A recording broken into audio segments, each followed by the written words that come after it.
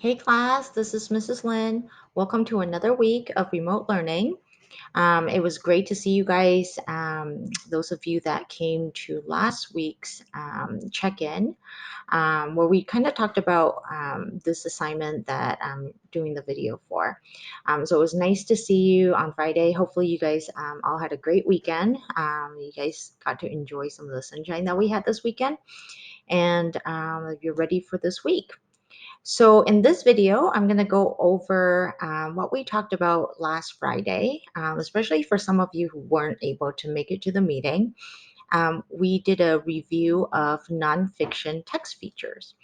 Now, this is something we started talking about while we were still in school, but I thought it would be a good time to do a review of it. And then there's going to be a little project that we're going to do together where you're going to make your own text features book. And then the following week, there will be a little quiz that you guys will have to do online. All right. So before all that, let's go ahead and review our text features. I'm going to go ahead and minimize my video and maximize my slideshow. That way you can see my posters. Okay. So I'm going to go ahead and do that right now. All right.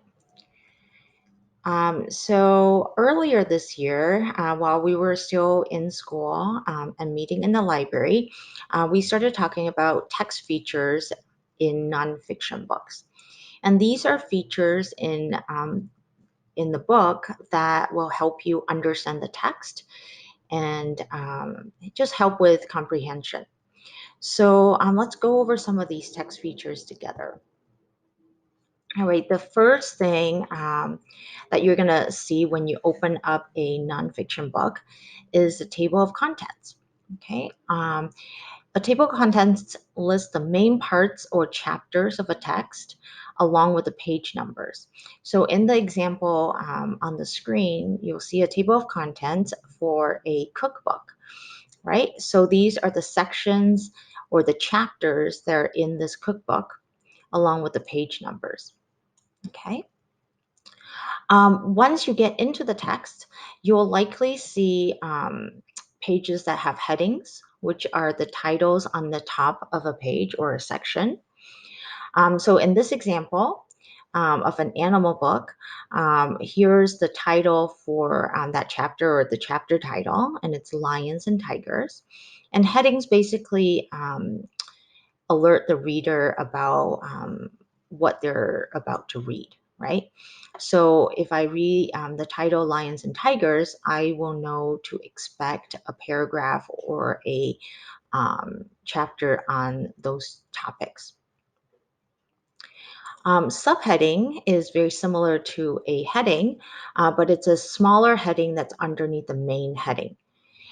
Usually it states the topic of a smaller section of the text. So let's say we're in the chapter on African elephants, okay? And on the page, you might find a smaller subheading called Massive Trunks. And when you read that, you would expect the following paragraph or paragraphs to be about the elephant's trunks, okay? So it's still related to the big topic, which is African elephants. Okay, but within that big topic of African elephants, you might find subtopics such as body parts, habitat, life cycle of the elephant, right? And those will usually be indicated by subheadings. You'll also find keywords in a nonfiction book or text. Keywords are usually displayed in bold or italics, and sometimes in color. So these are important words that the author wants you to pay attention to. And oftentimes, you'll also find these keywords defined in the glossary at the back of the book. Okay, so in this example about kangaroos, I see that there's 3 keywords. Okay, I know that these are keywords because they're bolded. Okay, in this case, of the word Joey is underlined. So that also signals to the reader that this is a word that I need to pay attention to. And then in this last sentence, the words 2 grams are italicized, which means they're kind of slanted, right? And again, that's a way for the author to signal to the reader that you need to pay attention to those words. All right. We've also talked about bullet points. We've actually even done a activity in computers where you have to create a bulleted list. And bullet points are basically ways for the author to organize information into a list. So in this example of summer plans, we see a bulleted list of the writer's summer plans. Read a book, go to the pool, visit grandma, and so on. And bullets allow us to list a bunch of things without having to write a whole paragraph about it, right? So it's just a very clear and easy way for us to read a list. Illustrations, those are very common in nonfiction books as well. Illustration is a hand-drawn picture, and it's related to a photograph. So it depends on the book, but you might find illustrations or photographs in a nonfiction book. Um, so illustration is hand-drawn, whereas a photograph is a real picture that's taken with a camera. Okay. You might also find a diagram in a nonfiction book, which is a picture that has labels to show the parts of something. So in this example, we have a diagram of a plant, and then the basic parts of a plant is pointed out by these arrows, and then the labels that go along with those arrows. Okay, so a diagram explains the parts of something and usually comes with labels. A caption are the words that are shown near a picture or photo that explains what it is about. So oftentimes you will find a photograph in a nonfiction fiction book, and then underneath that or near it, there might be a sentence or two adding information to that picture. So in this example, we have a picture of 2 elephants and then a caption that tells us about that picture. So it says a baby elephant is called a calf, and at birth it weighs about 100 kilograms. Okay, so that just gives you more information about the picture that the picture can't tell you. Okay, you'll often find graphs or charts in a nonfiction book that gives you information about data and things like that. A lot of numbers that are represented by a graph or chart. You might also find a timeline, especially if you're reading a biography or autobiography or a historical event. So a timeline is basically a diagram of events that are listed in chronological order. Okay, so in time order. So in this example, we have a timeline of Martin Luther King Jr.'s life. Okay, we see where when he was born, all the way to when he died. Okay, and it's in order chronologically. You might also find a map in a nonfiction book. Let's say you're reading about that African elephant.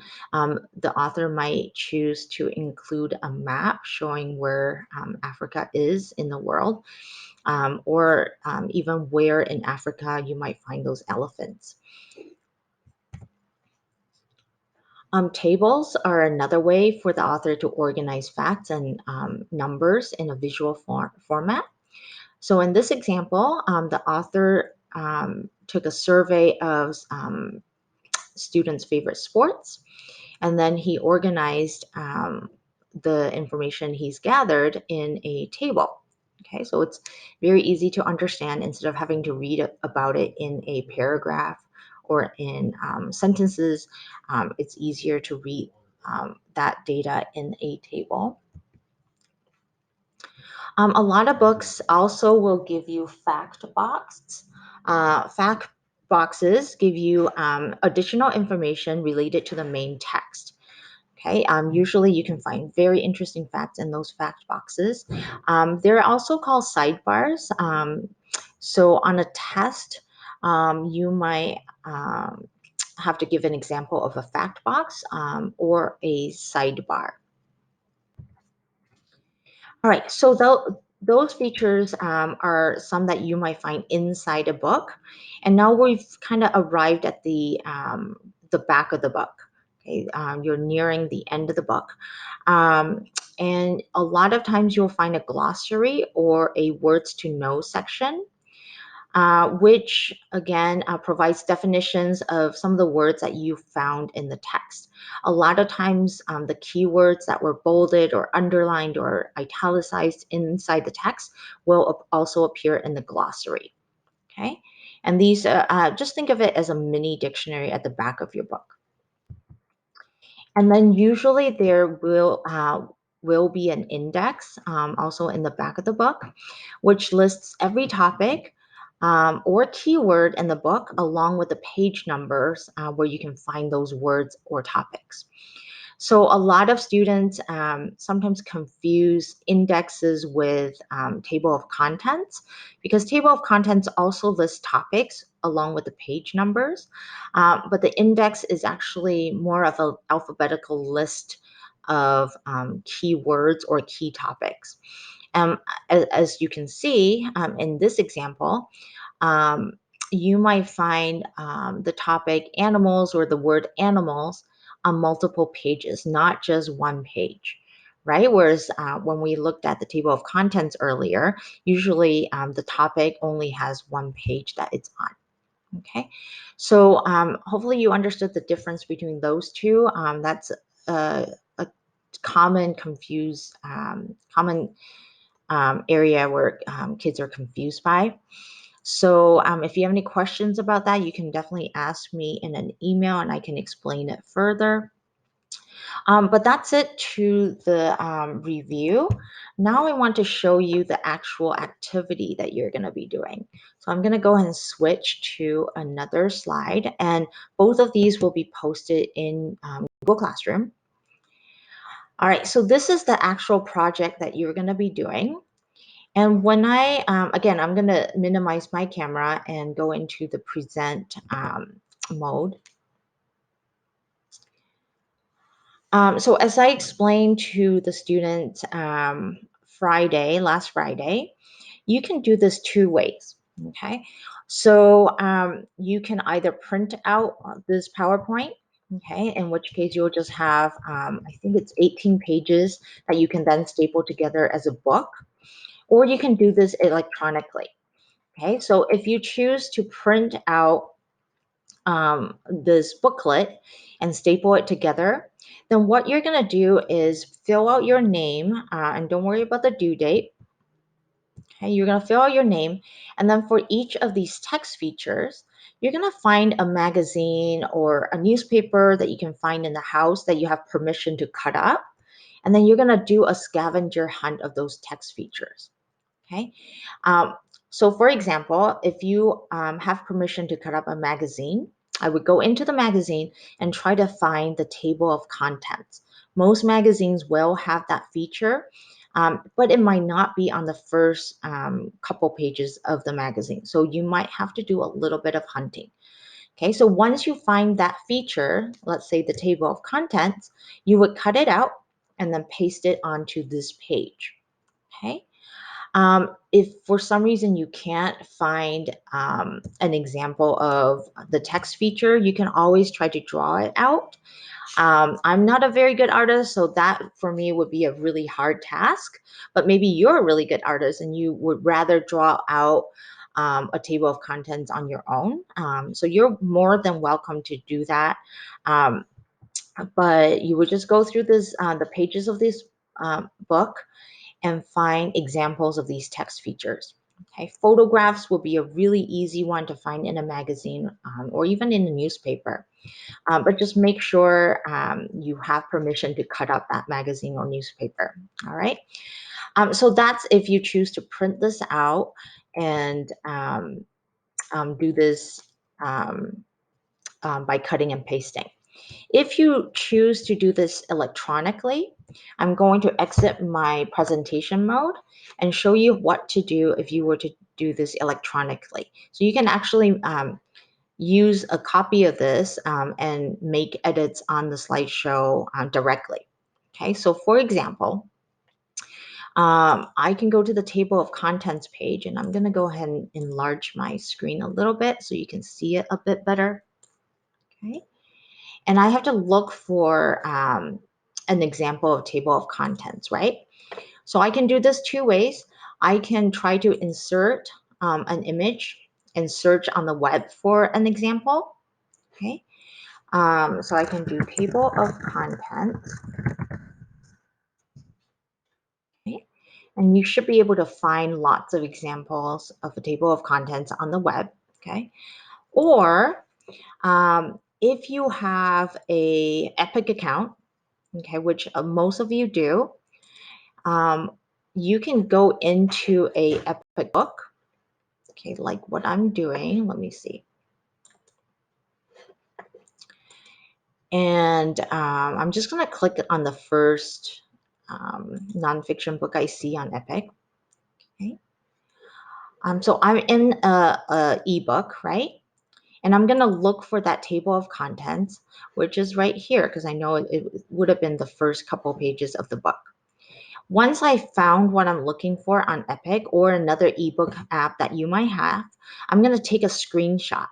Okay, a screenshot is a basically a picture of your screen that you can take using your computer. So on my keyboard, there is a key on the very top row called print screen. Okay, on my keyboard, it's PRTSC, which is print screen. You might need your parents' help to find that key, but most keyboards will have that key. Okay, so what I'm going to do is once I have the picture I want to take a picture of on my screen, I'm going to go ahead and click on that button. Okay, and it won't appear as though anything has happened, but it would have actually taken a picture. So the computer actually took a picture of my screen. And then I'm going to go back to this PowerPoint or the Google slide. And then I'm going to paste that picture onto my slide. Okay, now you guys remember how to paste, right? You're going to right click on the page and then find that paste button. Okay, or you can use the keyboard shortcut Control V. Okay, so I've gone ahead and you can see that there's a picture of my computer screen. Okay, and then there's an example of my table of contents. Okay, so we can do one more together, but that's all you have to do. If you choose to do this electronically, you can use a ebook that you have through Epic and look for those text features. Now I know the next one I believe is sub or heading. So let's look for a heading together in this book. Remember, depending on the book you're using, your heading might appear differently, right? So right now I see that on this page, the heading is Meeting Reptiles and Amphibians. Okay, I know that this is a heading because this is the chapter title for this whole section. Okay, so sometimes headings will look different.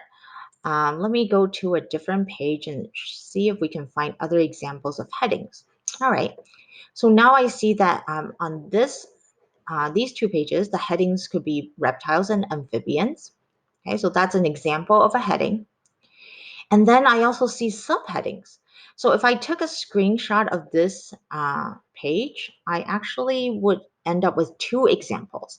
So I'm going to go ahead and pause on this page, and then I'm going to do a print screen of this screen. Okay, I just click the button. Again, you won't see what actually happened, but it actually did take a picture of my screen. And then I'm going to go ahead and go to, oh, where's my headings? There's my headings. Okay. And then I'm going to go ahead and paste it onto this page. Okay, so there's my headings. Now, you guys know how to insert shapes, right? So what I would like you to do, if you happen to capture a screenshot of something that has more than one text feature, because this is the headings page, I would like you to try to circle the actual heading. So I'm going to go ahead and use my shape tool. And I'm going to use that shape tool to circle my actual heading. All right. Ooh, my shape tool just did a fill. I don't actually want a fill. I want it to be transparent. Okay, that way I can see what's underneath. And then I'm actually going to change the border color to red so I can see it nice and clear. And I'm going to change the thickness of that shape to something nice and big. Let's try 4.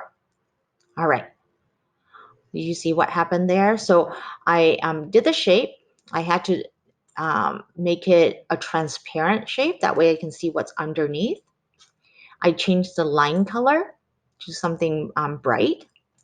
And then I changed the thickness of those lines so I can see the actual shape. All right, so there we go. I circle the reptiles and amphibians heading.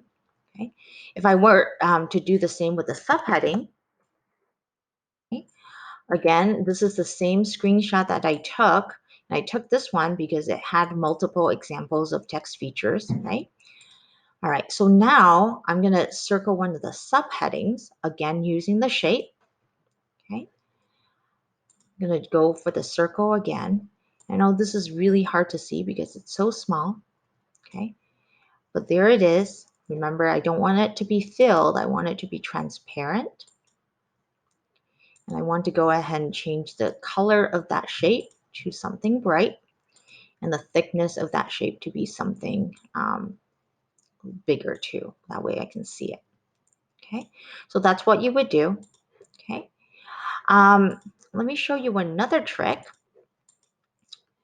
If you don't want this the rest of the screen to be showing. So right now, because I took a picture of my screen as it was, you can see all the tabs that Mrs. Lynn had open.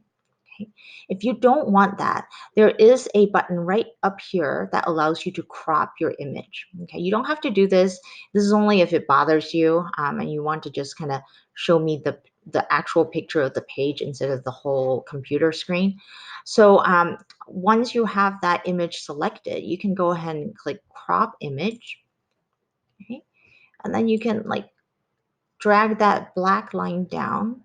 Okay, so it's this black line, not the resizing square, but this black line that lets you crop an image. Okay, and you can actually do it like that. Again, you don't have to do it. This is just for those of you who are already comfortable with resizing an image and you want to try cropping an image. Okay, and then once you have selected the image you want to crop, okay, you can just click that crop image button again, and it will crop that image. Okay, and then you can actually resize it so it's a little bit bigger on your page. Now, when you resize it, you might have to move your shape again, right? But that's about it. That's if you want to do this project electronically. Okay, I taught you how to do a screenshot or a print screen of your screen. You can also just do an image search, but I'd rather you do it from a real book. That way, you're not just searching for an example, and I want you to be actually able to identify a text feature in an actual text. So if you have any questions, again, you can email Mrs. Lynn during the week or come to Friday's check-in where I'll go over some of these pages together with you in case you're having difficulty. But other than that, have fun with this assignment and have a great week, and I'll see you Friday. Bye.